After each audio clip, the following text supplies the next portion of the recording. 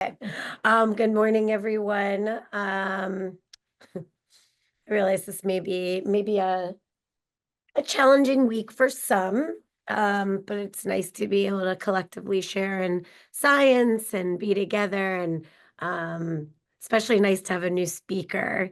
I think and talk about things that obviously are important to her and things that I think a lot of us really care about. So I am going to introduce Dr. Annie Nguyen, who is an associate professor at the Herbert Wertheim School of Public Health at UCSD. She previously spent 8 years at USC in the Department of Family Medicine. She obtained her PhD in public and community health from the Medical College of Wisconsin, her MPH from Dartmouth, and her BS in biology from UCSD. Her research interests are in social determinants of health and health disparities, with a focus on successful aging outcomes in older adults living with HIV. Her training and experience draws upon community-engaged approaches. Her research investigates the ways health behaviors change over time in response to health, stress, and life trajectories. Her current research projects explore successful aging among older men living with HIV and advanced care planning among older adults with HIV. And with that, I will turn it over to Annie. I will keep an eye on the chat and try to only interrupt you for clarifications and let you know when we've got about 15 minutes left.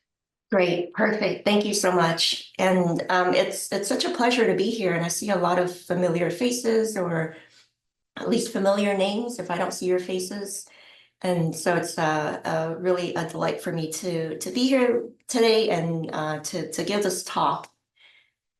And it is sort of a challenging week, I think, to I just want to start out by acknowledging that it is a challenging week with lots of different emotions. And so I'm glad that we have a space to talk about something that I think we all care about. So the topic of today's talk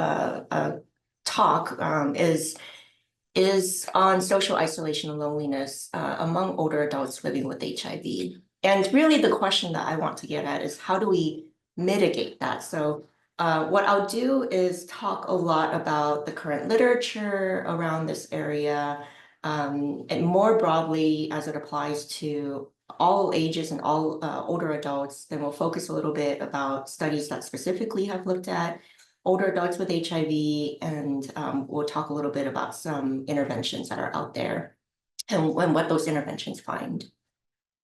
So just to start off with this slide, I have no relevant conflicts of interest to disclose. And before I dive into this topic, the two terms, I think, are often used interchangeably.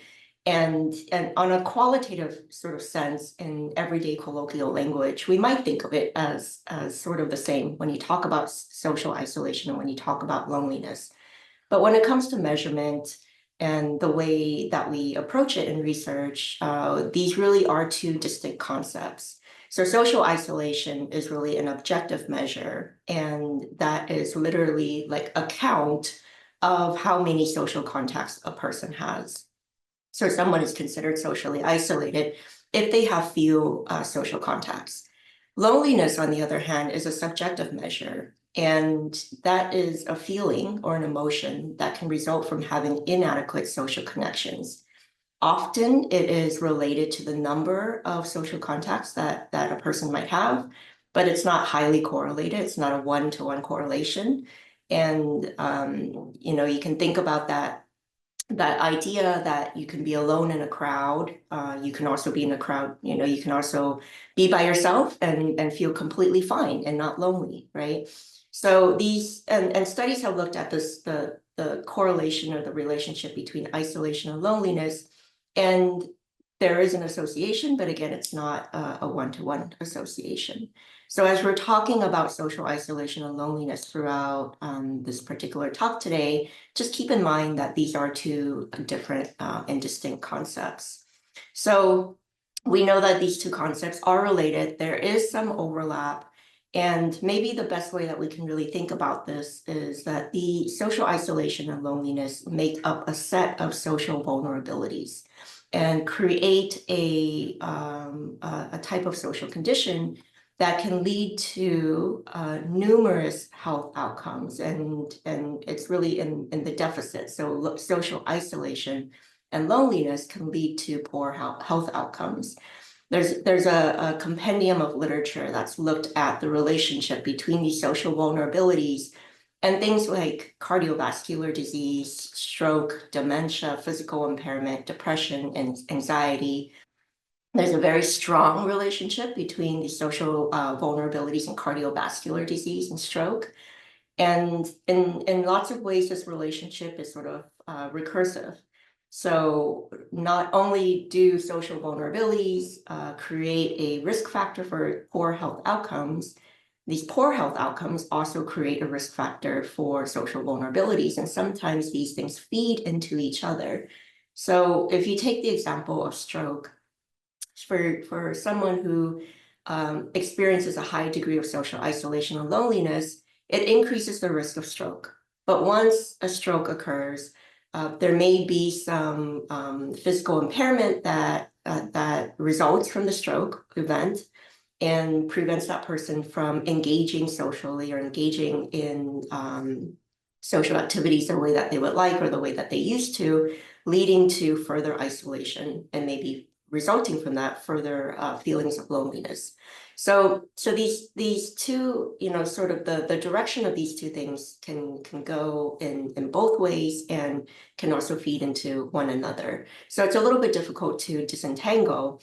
But if we look at some estimates of isolation and loneliness based on large studies that have been done in the US and elsewhere, just really focusing on these nationally representative samples. I pulled a couple of more recent articles just to see what the sort of prevalence, estimate of the prevalence is right now. Looking at that first study was there was a study performed by Barnes et al. That had about 7,000 US older adults. And in that particular sample, they found that 10% reported being lonely, 21% were socially isolated, and 9% were both lonely and isolated. Not insignificant, right? Those numbers. Looking at that second study, so this comes from the Health and Retirement Study, which is a nationally represented sample, about 3,600 older adults, a bit higher here. So they only looked at the last year of life and found 18% of people to be lonely and 19% to be isolated, 5% to be both. The Bruss et al. Study comes from the BRFIS, so the Behavioral Risk Factor Surveillance Survey. And that's a sample of all ages. So we're including younger adults, middle-aged adults to older adults. And it's about a third to 25% to a third feel lonely or feel like they lack social support. And looking at some of the some systematic reviews or meta-analyses that have examined lots and lots of studies from many countries across the world, looking at pooled prevalence across these studies, you see a huge variation, and really you see a huge variation depending on the region.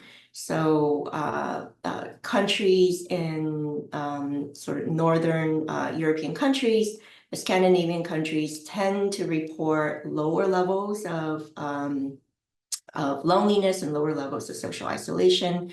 There are, what I think what this tells us is that there are some cultural factors at play, and there are some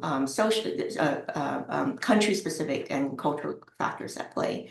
But just as a whole, if you look at sort of the evidence that's out there, it really suggests to us that the prevalence of social isolation and or loneliness is quite significant and certainly something that we should be concerned about. This study comes from, we are in 2024, we're talking about social isolation and loneliness. We have to acknowledge that with the COVID-19 pandemic, there has been a lot of impacts on mental health, and it's changed the way that we interact with one another, the way that we engage in society.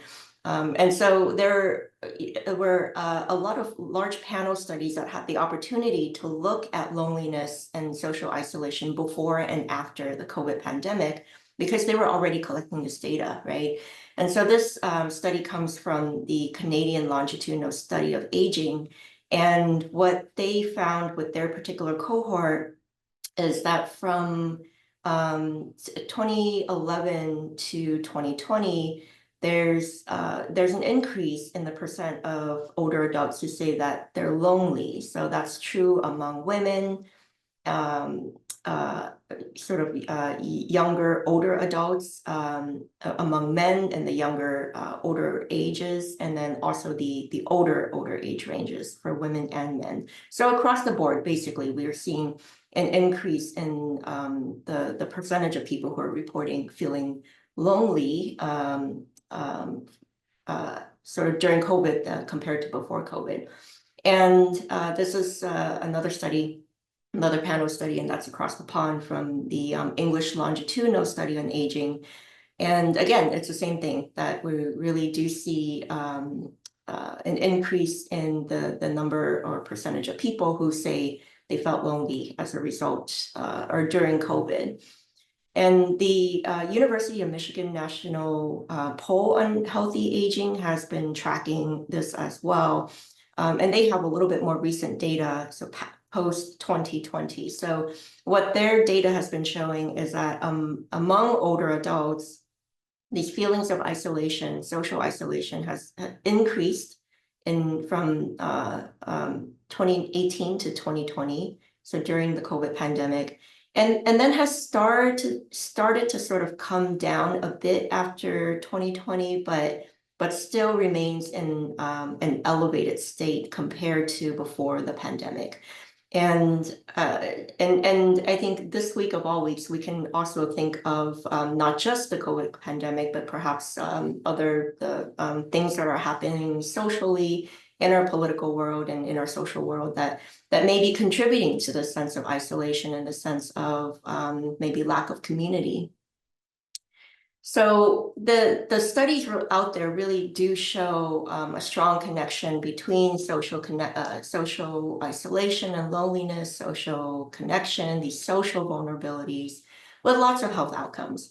And it's a topic that is pretty eye-catching, and a lot of the media has sort of taken this on, and it kind of gives an opportunity for lots of splashy headlines about, making friends so that you don't get sick, or so that you don't your chances of dying earlier are decreased. And it can be considered maybe the next big public health issue. And indeed, on the global level, the World Health Organization has really taken on social isolation and loneliness as part of their objectives in the UN Decade of Healthy Aging initiative. So that's highlighted as a major component in this initiative. But within the United States, the US Surgeon General also, I believe it was last year, or maybe earlier this year, issued a report basically naming loneliness and isolation as an epidemic, calling it an epidemic in the United States, and really saying that this is a public health issue. This is something that we need to all address, because it impacts everyone on all ages. And one of the key sort of messages that the report highlights is the study, this meta-analysis that was performed in 2017, looking at studies, 148 studies that examined the relationship between social connection and health outcomes and mortality rates. In this particular meta-analysis, they found that 50%, there was a 50% increased likelihood of survival among those with stronger social relationships to those with weaker social relationships.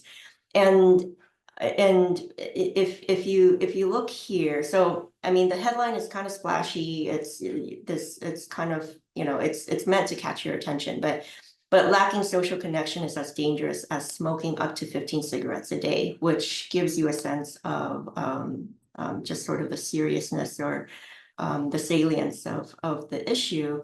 But in their meta-analysis, they looked at, for example, someone who lived in a place, an area with low air pollution versus high air pollution, that increases the odds of mortality by so much. And then obesity, physical inactivity, drinking 6 alcoholic drinks a day versus not, smoking up to 15 cigarettes a day versus not smoking, and then low social integration versus high social integration. So the idea is that compared to these other health behaviors that we know are related to poor health outcomes and to mortality, risk, social isolation and lack of social connection is really up there in terms of driving mortality.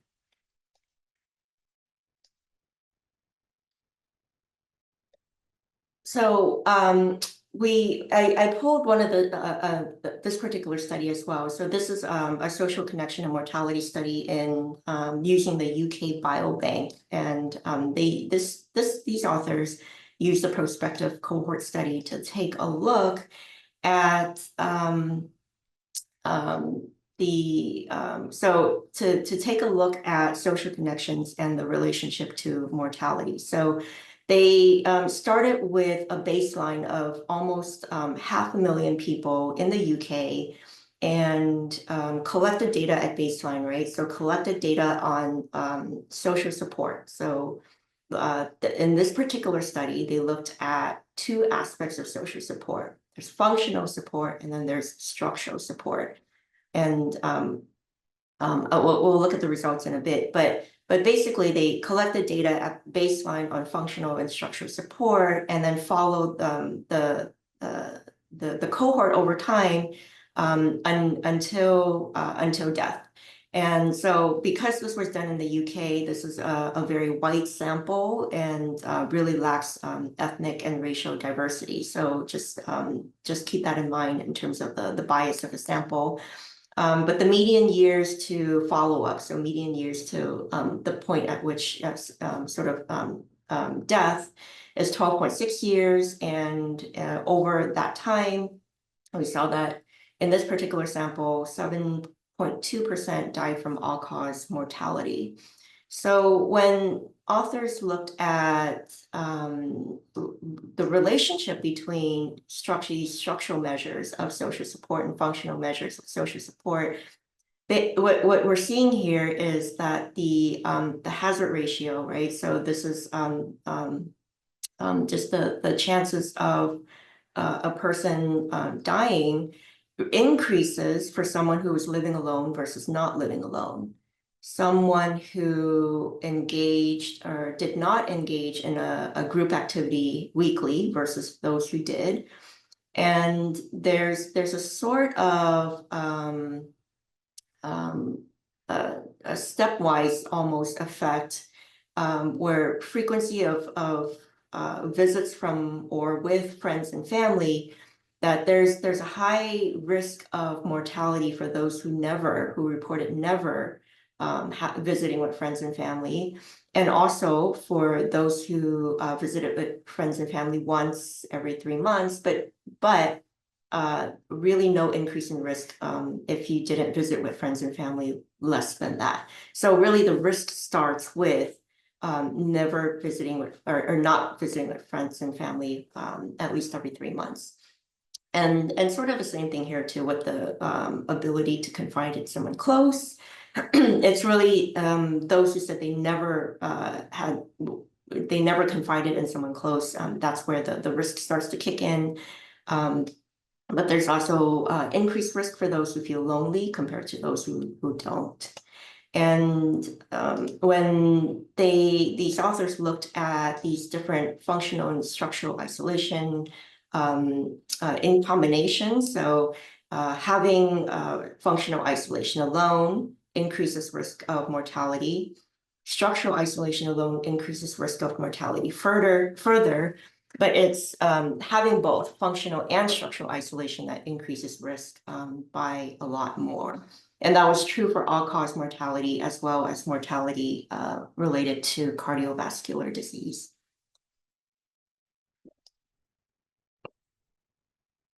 So I think and we can review a bunch of studies that look at large cohorts that have done this type of work, but basically there is a very strong evidence out there to demonstrate that first of all, that there are different types of isolation that we can be looking at, or different forms of isolation that have differing impacts on mortality and on health outcomes. But I want to spend just a couple of minutes thinking about and talking about the mechanisms for, why do we really see this relationship and what's at play here? And one of the main theories that scholars have been looking at is related to social network theory or social resource theory. And within this framework, we can think about the emotional and behavioral pathways that can lead to poor health outcomes from these social vulnerabilities, as well as biophysiological pathways. So in terms of the sort of the framework, Lisa Berkman and colleagues just, they've written really nice papers looking at the theoretical foundations for the link between social connections and health outcomes, but looking at social networks as sort of a middle factor, a meso factor. If we look upstream, you can start to identify the social cultural conditions that shape the nature of one's social networks. So these are factors like culture, social economic status, politics, social change, like urbanization, war, civil unrest, economic depression. So these are things on a larger scale that really shape our lives on a local level and shape our ability as individuals to connect with other people in our communities and in the world around us. And that leads to downstream factors, right? So these social networks and the social networks that we engage in really provide the opportunities for psychosocial mechanisms to occur. So it provides the opportunities for gaining social support or seeking social support, for social influence, social engagement and contact and access to resources or material goods. And it's through these mechanisms that you see pathways to behavior, and through psychological pathways and physiological pathways that leads to cascades to impacts on health. So just as an example of a behavioral pathway, so if I have a social network of people who, I have friends who like to exercise together, I can call my friend and say, hey, I want to go take a walk today. Would you like to join me? And if that person says yes, I'm probably more likely to get out and do some physical activity today. So there's a sort of feedback loop that can happen in terms of behavior. And that can also occur for unhealthy behaviors, right? Like for smoking or alcohol. So if I'm with friends and they're smoking and drinking, maybe I'm more likely to smoke and drink as well. So there are a couple of studies that looked at the relationship between these social isolation and some of these risk behaviors.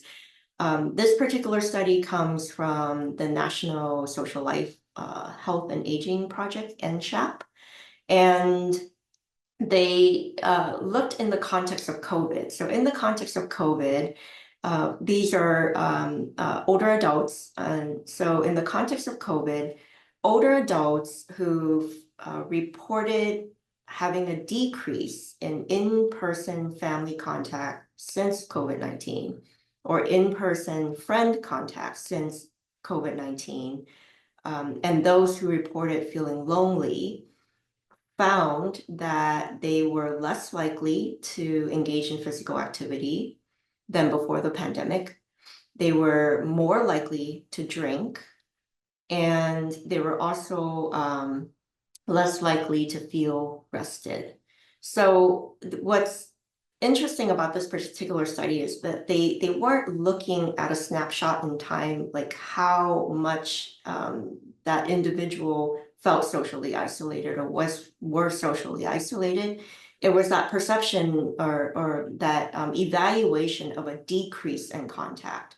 So we all know that during lockdown and during the pandemic, like we really all had fewer in-person contacts with friends and family, and it's the individuals, the people who really felt a decrease, who really had a decrease, saw an increase in these unhealthy behaviors. And just to bring it back to HIV, there's a study that we did with the multidimensional successful aging study here at UCSD.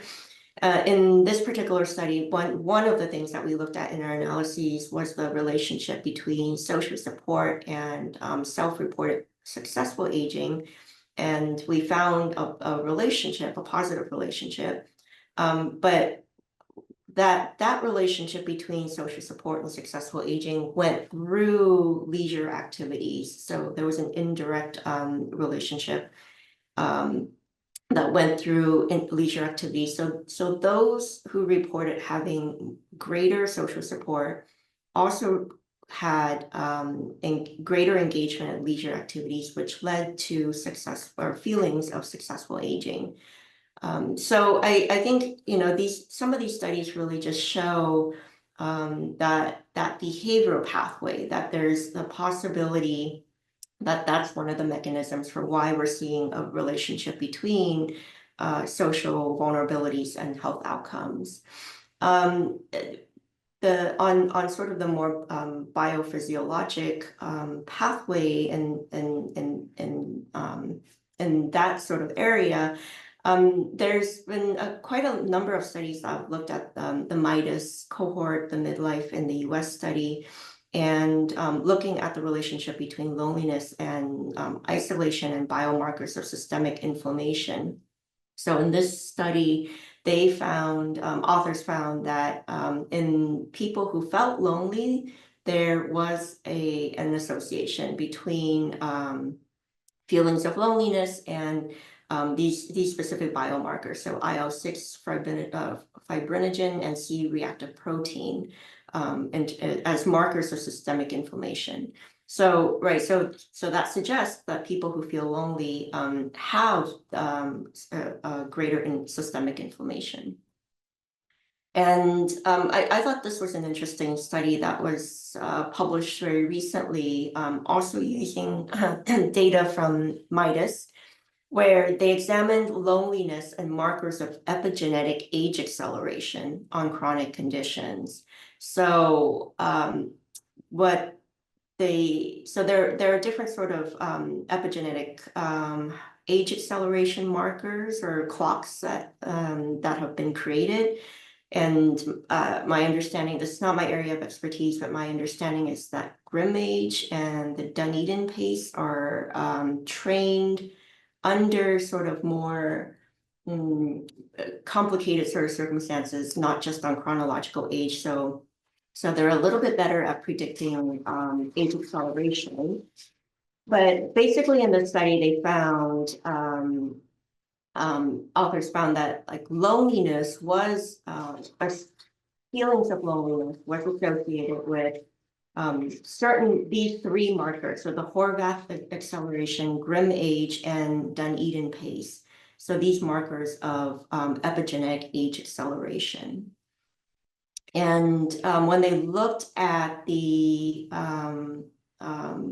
sort of some interactions, what they found was that loneliness predicted increase in chronic condition counts, so having more chronic conditions, and that the effects were more pronounced for individuals who already had higher epigenetic age acceleration, as evidenced by the Dunedin pace values. So this suggests, this is one study, of course, with limitations, but this does suggest, if you take it in context with everything else that we know, that for people who may already be experiencing some age acceleration because of chronic inflammation or because of other things, other health conditions and other mental health, social health, physical health conditions that have created that situation, putting loneliness or putting social isolation on top of all that can accelerate or can accentuate the risk for poor health outcomes. And so that brings us to really thinking about the context of older adults living with HIV. And we know that that this is a population that experiences accelerated or accentuated aging. And a lot of that comes from the chronic inflammation that occurs even with viral suppression. We know that older adults living with HIV are at increased risk for physical impairments or frailty. But we also know for all people living with HIV that there's that there are a lot of effects of syndemic effects of everything that happens within the context of vulnerabilities. So these social inequalities and intersecting stigmas and the complexity by which all of these factors interact and overlap with one another to create vulnerable situations or to accentuate and increase risk for poor health. All of this taken within the context of social isolation and loneliness only increases the risk for poor health outcomes even more. So there was one study that looked at a systematic review and looked at health outcomes associated with loneliness and social isolation, specifically in older adults living with HIV. And so they looked at 41 papers, only 8 reported the prevalence of loneliness. So they were able to perform a meta-analysis on those 8 articles. So there's quite a bit of variance. There's high degree of variance, but the pooled prevalence across these studies showed that almost 34% of older adults living with HIV experience some form of loneliness. And in their systematic review with this particular population, this age group, what they found across these studies was that indicators of social deprivation, so whether it could be isolation or some other measurement of social isolation, but social deprivation and loneliness were associated with the behaviors that you see in the middle column, and unprotected sex, alcohol and drug use, hospitalization, mortality, cognitive and functional decline, chronic pain, resilience, quality of life, and depression and anxiety. What these studies did not find an association with were the outcomes of ART adherence, retention and care, and viral suppression and self-rated health. So What?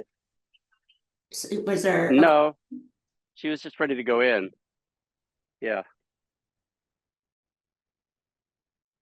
I muted them. I think they just came on. Sorry, Annie, go ahead.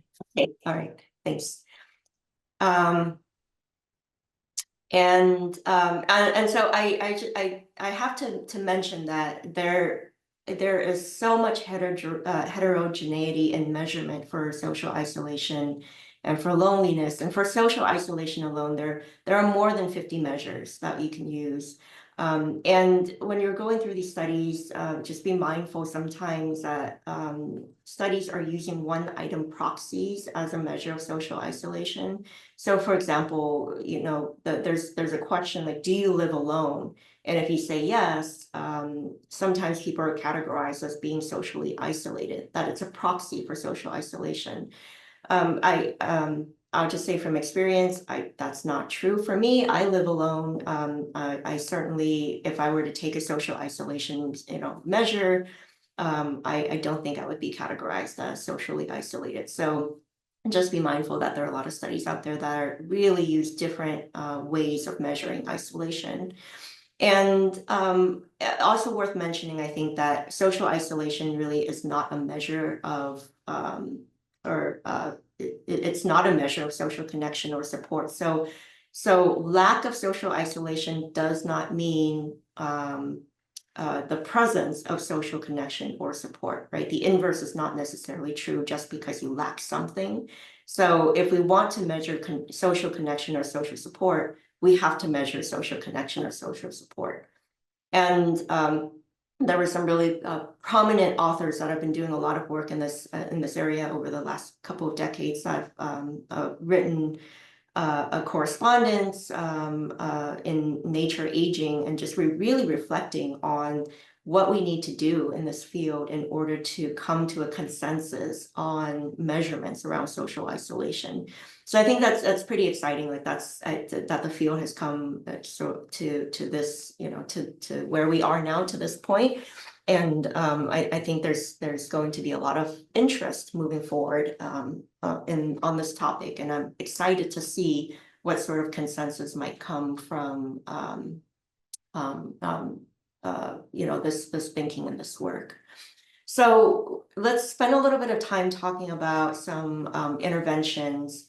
I mentioned that the World Health Organization has really taken this on within their Decade of Healthy Aging initiative. And if you get a chance to poke around on that website, they have this interactive report that you can look at. It's really comprehensive and looks at, and the particular screenshot I'm showing you is in-person interventions for reducing social isolation and loneliness. And across like multiple outcomes, lots of different types of delivery and the things that these interventions are trying to do or to change. But what you can see is really like how many randomized controlled trials are out there that look at this particular let's say loneliness, changing loneliness through healthcare support. I think what's also striking is that there are a lot of reviews and there are a lot of low quality reviews out there. But really just an interesting resource to look at. In this particular meta-analysis and systematic review, that was a pretty good one. They looked at 70 clinical trials that looked to reduce loneliness and social isolation in older adults. So this is all older adults with or without HIV. And 44 of those studies had sufficient data to be included in a meta-analysis. Really what we see is fairly small effect sizes in terms of whether these interventions can move the needle on isolation or loneliness. And the largest, the areas where you see the larger effect sizes were the RCTs that looked at animals, so pets, basically pets or animal therapy as a form of intervention for loneliness and social isolation, particularly within long-term care facilities. And also the area where we see sort of higher effect sizes is in technology intervention. So basically these are interventions where you give someone an iPad or a computer, and you have scheduled teleconferencing or video conferencing, video chats, that sort of thing. You see greater effect sizes there, and also, but that's also within long-term care facilities. So when looking at these studies that are more general with the general older adult population, there are going to be a lot of studies that are within long-term care. There are going to be studies that are within community settings. And there's a huge difference. And maybe for obvious reasons, because it's a different population that's in long-term care versus community settings. But long-term care is also a somewhat controlled setting, if you will. So it's, even if you look at the animal therapy interventions, you see just a bigger range of effect sizes going into basically no effect in the community setting, but the biggest benefit is within long-term care. So I should also mention that, you know, with these animal studies, there really haven't been that many. So although the effect size is large, it's worth keeping in mind that there haven't been that many trials yet. So so that could account for that the sort of effect size that you see. And Annie, I'm going to interrupt you only because there were questions. So a question came up about pets beforehand, and you're sort of answering it with this study, but it's a little bit different. So I was wondering what you think about this question. Just do pets modify the effects of loneliness? And again, this is sort of in general, and I think what Scott was getting at is, you know, the average person who decides to get a pet for themselves, you know, to have in their home or wherever. And he also brings up, you know, they could reduce the feelings of loneliness, but not structural social isolation. In fact, they might increase social isolation in a way that they occupy time and reduce feelings of loneliness. So I just was hoping you could talk about that a little bit more. This is great and very timely. And then someone responded with an article. So I just wanted you to be aware of that as well. Yeah, that's great. Thanks, Scott. And thanks for that question. I think, I mean, I can tell you that there aren't that many studies, like randomized controlled trials on companion animals or acquiring companion animals or animal therapy. And maybe, and you know, maybe it's if the design of a randomized controlled trial may be a little bit difficult, right? If you think about it. But I think there are studies out there that have looked at sort of cross-sectional data or self-reported data.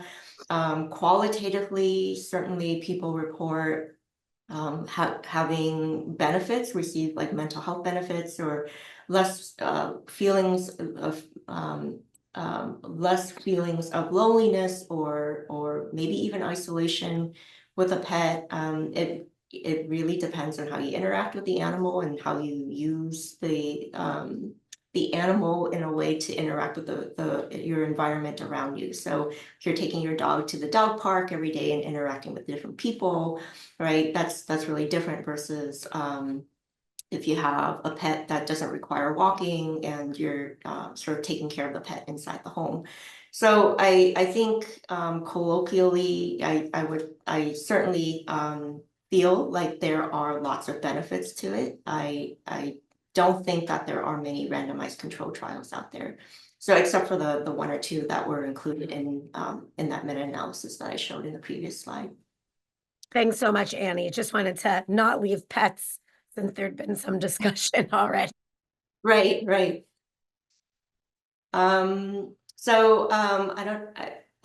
So this is a study. I don't know if I saw Miley on earlier, but this is a study that was performed by Miley and colleagues.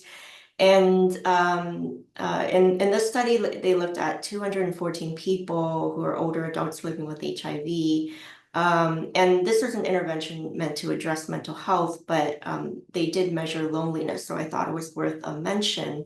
And the intervention involved mindfulness audio lessons that you listen to on your computer in a sequence of 14 lessons. And what they found here was that as after the intervention, so after 25 days, they did find reductions in depression and anxiety, but not loneliness. But within subgroup analyses, people who reported at baseline moderate to severe loneliness did see a significant reduction in loneliness. So I think this also, it's one study, but I think it does also point to this idea that, you know, there are degrees of loneliness, right? They're from severe to very mild. And these interventions really have to consider the degree and severity of loneliness or social isolation. Because it's really hard to move the needle on mild symptoms, if you will. So perhaps it's really where we see the benefits of interventions would be for those who are experiencing more severe symptoms of social deprivation. This study looked at the impacts of 4 different types of remote delivered interventions for rural older adults living with HIV. And they had a relatively small sample size of 61 people that were randomized to one of 4 groups. But the short of it is they found some trends in reducing loneliness among those who were randomized to an online social support group and those who were randomized to an online stigma reduction group. But these were not significant findings or statistically significant findings. There were trends. And I wanted to highlight this study, although we don't, this article was published in 2024, and it was more of a descriptive sort of protocol paper, but I haven't seen an outcomes paper from this intervention yet, but this is from Judy Tan's group at UCSF,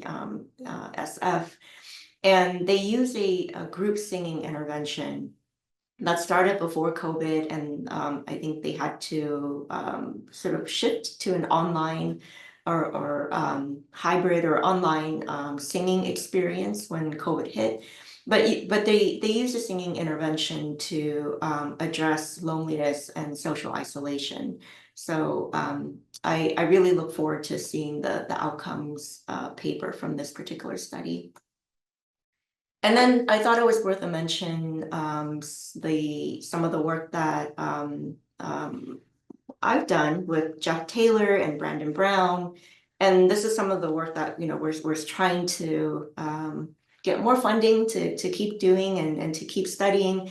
But this idea really comes from Jeff Taylor, and I know he's not on the call today, but I really have to credit Jeff for being the brainchild for this idea. But this idea of creating a virtual village for older adults with HIV, and this is a virtual platform that serves as a community, an online community for older adults with HIV, with sort of the agreement that you join this village in order to help each other out and to provide support for one another. And we're really hoping to see whether or not we can use this platform as a way to move the needle on social isolation and loneliness.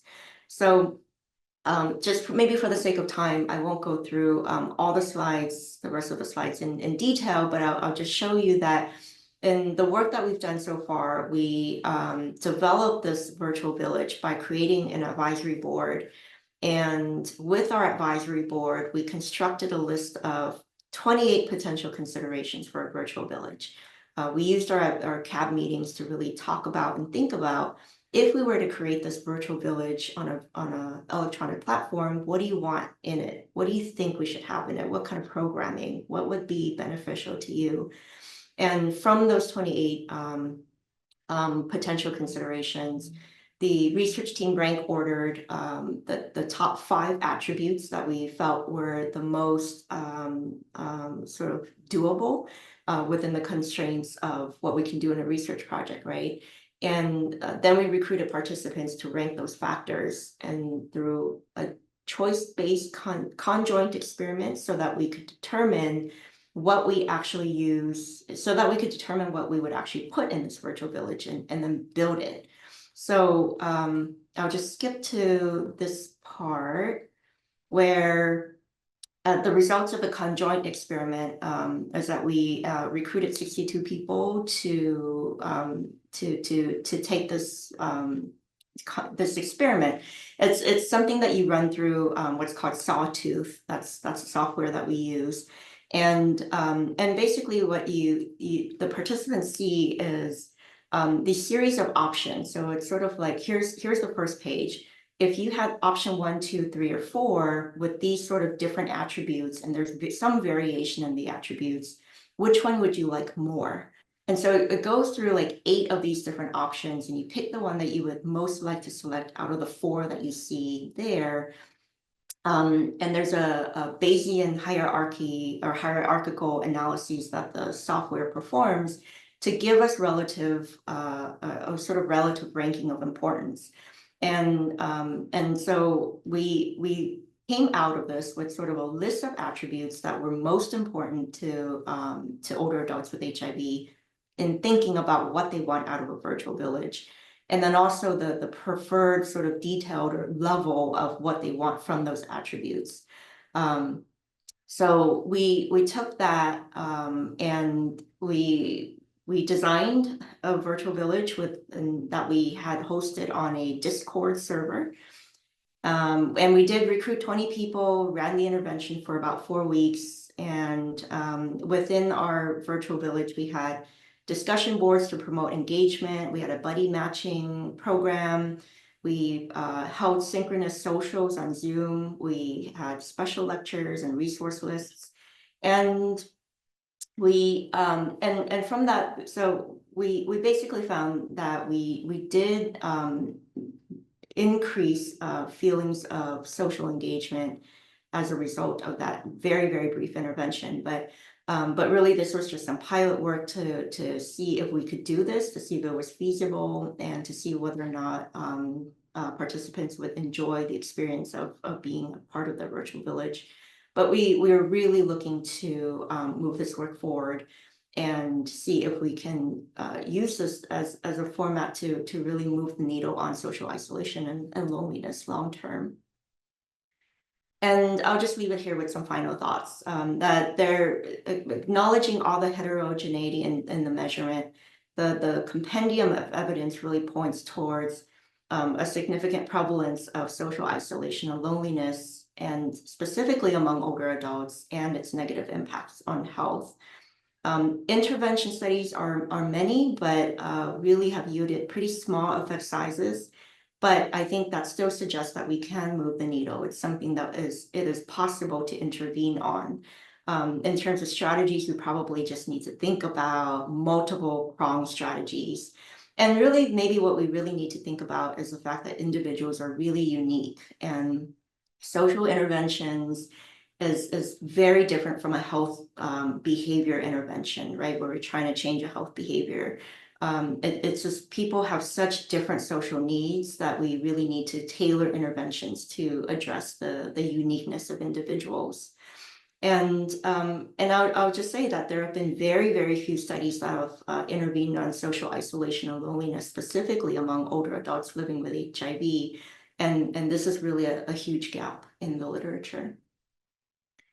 So thank you so much for your attention. I will stop here and check the chat for questions. Thanks so much, Annie. That was really great. And Scott Latender seems to have your next implementation science study. So I'll let him speak. A lot of thoughts coming out. I think that Dr. Nguyen, as good speakers do, led me exactly where she wanted the audience to go. And so she was leading me toward thoughts about interventions and being, a single dog gentleman. I naturally thought about those questions, but the tailored intervention, I think, is just where I was going. But again, I give Dr. Nguyen credit for taking us all there in the nice building of her presentation. So thank you very much, Annie. As usual, great topic. Scott, do you want to read that question or the comment that you made? Because I don't know if well, the comments anything really one had to do with pets. So how pets, that one we already covered. Interact. Next. And the other one has to do just with tailored intervention, basically. So, as usual, Annie said it better than I did, but just taking each person and assessing what the contributors are that lead them to be socially isolated or feeling lonely, and then intervening. The intervention would be based on that. And so I think that's just what she was saying at the end. Yeah, and thanks, Scott. And thank you, Scott, for all your kind comments. You're always so kind. But I think, but you're right. You're absolutely right that and when I said it's different, when I said that social interventions are very different from health behaviors, I didn't mean that health behaviors are easy to intervene on. But I think there are certain parameters that we can work within when, let's say, like working on a smoking cessation, as something that we want to move the needle on. But social interventions that look at isolation and loneliness, there are just so many different factors. There's so many different things to consider. That I think these tailored interventions that's really where the field needs to go. I have to be honest, I don't think I've seen many tailored intervention approaches for social isolation and loneliness. And maybe it's hard to do, I don't know, but I think it's certainly something that we need to think about. Well, one other thought comes to mind, if I can keep the floor just for another moment, but you saw Kaylin Peterson's presentation at the Aging and HIV workshop in DC a couple of weeks ago, comparing those different metrics of epigenetic aging to MRI, structural brain MRI findings, including the MRI-based brain age gap. And so, I think it'd be just as with like exercise, looking at structural and functional brain findings before an intervention would help us, map those things onto inter-individual differences in brain structure and function. And then, at the end, looking at intra-individual changes with the success of the intervention, as Christine Erlandson has done some with exercise, So I think that, that adds a lot of cost. But there was also a presentation at the workshop on low field MRI, that is portable and greatly reduces cost and increases feasibility, because the MRIs can be done more easily. But anyway, there are these pieces of research project, and as Miley said in the chat, an implementation project that I think could be very exciting.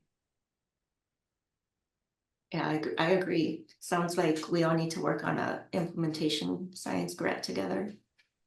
In our spare time. Yes. And I don't know if Anik, you want to unmute yourself and share, or I don't know if you're able to.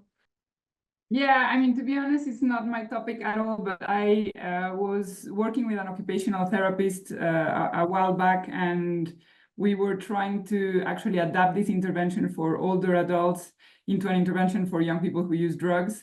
But it was exactly that kind of tailored, based on an assessment, what are these person's challenges, what are these person's abilities, and how can we, kind of improve their life and make them better connected. And but yes, my feeling is that occupational therapists are not very well integrated into care very often, and I think they have a lot to bring, and many of these issues have been looked at in depth by that profession, but I don't think we take it. I mean, I didn't even know about occupational therapists until I started living with some of them. So Great. Thank you for sharing that article. Annie, I had a question if no one's raising it. I don't know how this fits into things.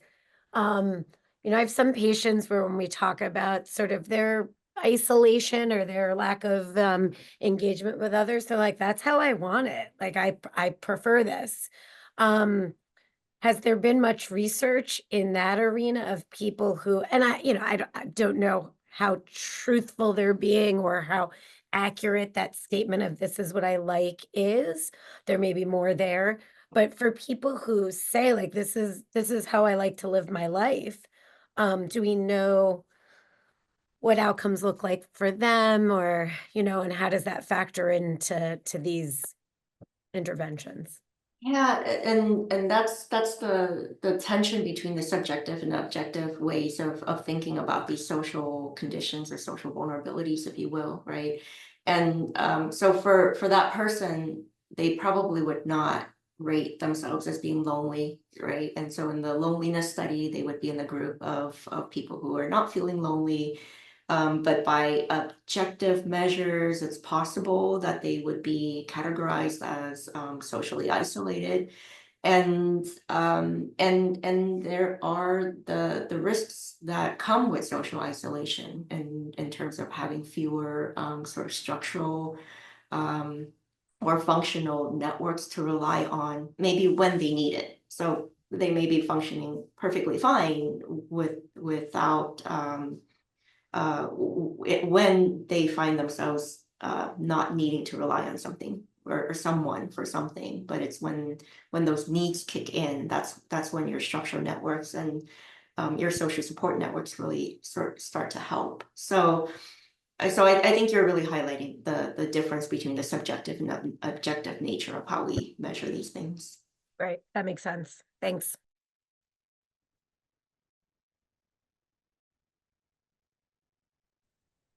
It's maybe I realize we're at 9 o'clock, so Aaron, that's a long one. I don't know. His microphone is off. Okay, maybe I will read it and we'll try to do it briefly.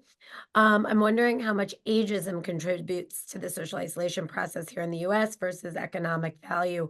Our society values occupational worth differently than other nations.